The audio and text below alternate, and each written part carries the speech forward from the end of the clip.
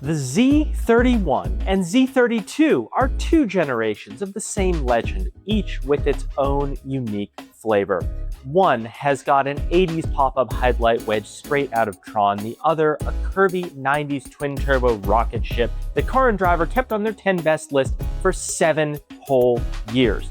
Both bear the 300Zx name, but the driving experience and technology leap between the two is huge. So if you're an enthusiast today considering a 300Zx, how do you choose between the 80s charm of the Z31 and the high-tech punch of the Z32? Well, that's why we're here. Let's break it down and see which Z, if either, is right for you.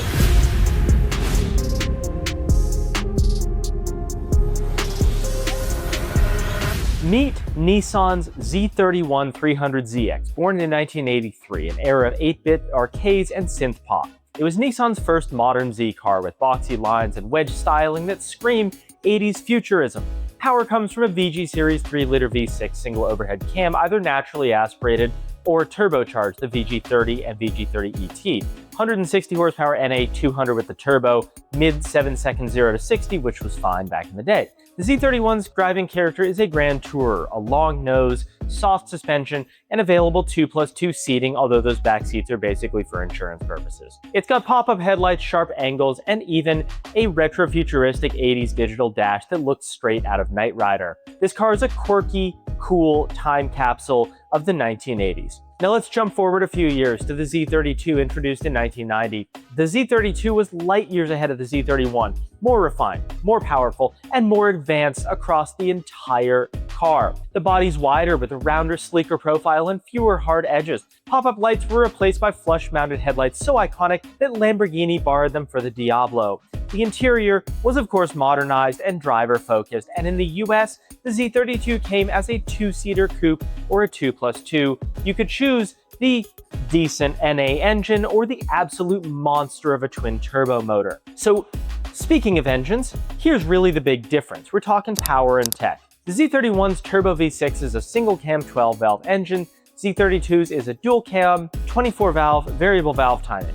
In stock power, a Z31 Turbo makes 200 out of the box, while a Z32 Twin Turbo makes 300 horsepower and 283 foot-pounds of torque. The Twin Turbo has dual intercoolers, better breathing, rockets 0 to 60 in 5 seconds, supercar territory in 1990 by the way. By contrast, the Z31's 7 seconds 0 to 60 feels fine, but really nothing to write home about. Even the Z32's naturally aspirated 3-liter V6 pumps out 222 horsepower, enough to beat the old Z31 Turbo, while sounding smoother doing it. Beyond straight line speed and power, the chassis upgrades on the Z32 make it far, far sharper in corners. The Z31 uses a McPherson strut and semi-trailing arm independent rear, which was fine for its time, but not immune to body roll. Meanwhile, the Z32 got a multi-link suspension at all 4 corners, plus a much stiffer chassis, so it stays more planted and more predictable even when you're pushing it to the limit. Turbo models added Nissan's Super High-Kiss rear-wheel steering, which is debatable good or bad, but it does add extra agility if it actually functions.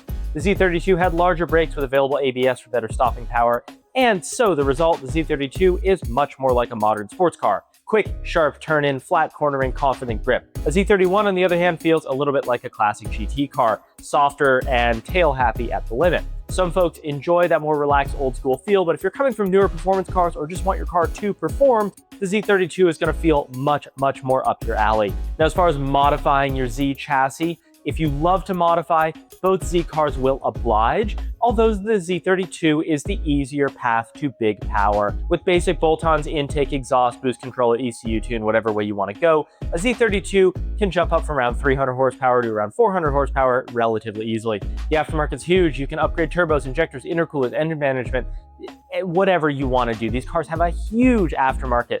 Insane projects have pushed the VG30 DETT to 700, 800, 900 horsepower with ease. Basically, the Z32 can be made into a monster as long as your bank account reflects what you want to do. The Z31 can be tuned as well, but its older engine tech means gains come a little bit more slowly and with a little bit more effort. A popular first mod is adding an intercooler. The stock Z31 Turbo did not have one, and turning up the boost as well. Even moderate boost with better cooling and fuel can yield around 250 horsepower, waking the car up nicely. The Z31's aftermarket is smaller to say the least, but there are performance parts available. With time, with money, and with a little bit of passion, a Z31 can be as wild as you want, but for most owners, the mods stay mild. Bolt-ons, maybe a larger turbo, and enjoy a solid vintage-feeling car. Both generations respond really well to suspension and braking upgrades. It is wise, of course, on any car that is 30 years old to replace tired shocks and struts. Most go for coilover kits, refresh bushings, and get good tires. A 30-year-old car on original suspension is just not going to feel any good.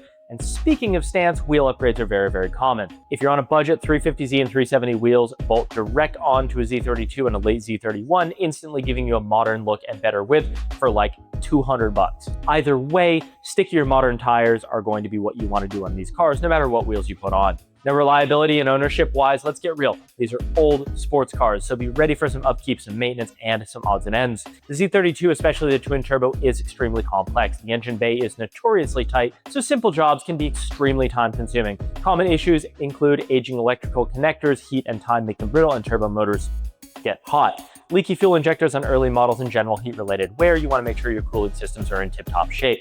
The timing belt must be changed every 60,000 miles, crucial on both the 31 and the 32, so check if that's been done and honestly just budget for it regardless.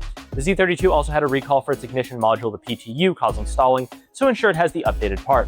On the flip side, the engines and the gearboxes are fairly robust if maintained. Many owners enjoy their Z32 with well over 100,000 miles. The key is preventative maintenance. Don't let the small issues slide because they cascade into major issues. The Z31 is simpler overall. There's less electronics, there's no rear wheel high kiss, which leads to fewer failure points. But remember, it is a lot older. You might run into things like a flickering digital dash, vacuum leaks, or corroded grounds, causing weird electrical gremlins. Rust is a big problem on both models, but the Z31 specifically has had longer exposure to it. The Z31 that's seen moisture, that's in a climate like Florida, obviously is going to have some rust. The Z31's VG30 ET engine is under stress and known to be long-lived, but like any turbo car, it needs proper oil, cooling, and not to be pushed beyond its limits without supporting modifications. Buying the best maintained example that you can, not starting with the cheapest nightmare possible, is really what you want to do in these cars. When you're buying, look for evidence of regular maintenance, fluid changes, timing belts, etc., etc., etc. If you're not a DIYer, find a good mechanic familiar with older Nissans, and the Z community can definitely help you with advice, and boy, is it ever a huge community.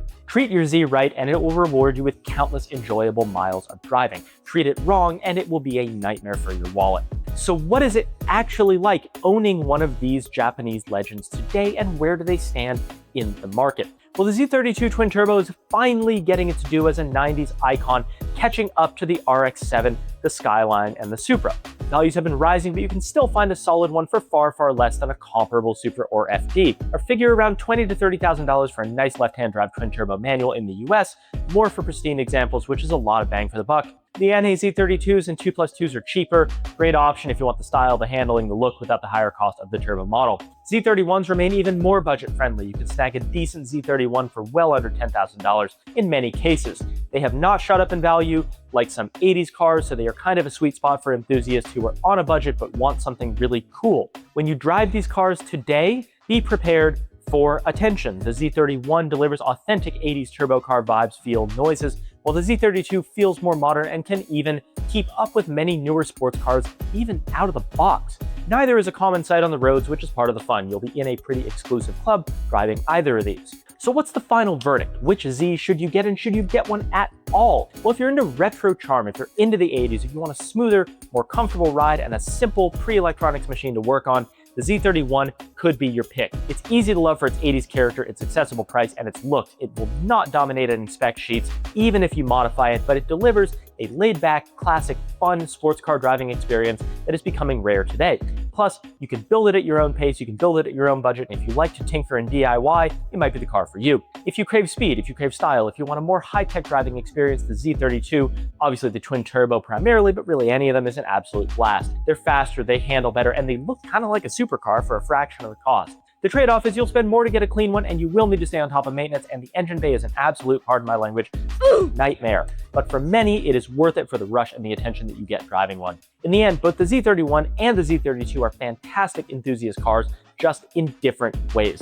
Either one can be a fine daily driver or weekend warrior with the right care and modifications. Decide what fits your taste and your level of wrenching comfort, then hunt down the best example you can. Owning a 300ZX is like a handshake with Nissan's performance history. If all of this sounds good to you, then go for it. Welcome to the Z Life and enjoy the ride. Thank you all so much for watching the video. If there's another car you want to see us cover in the next one, drop a comment down below, hit the like button, subscribe button, and I'll see you then.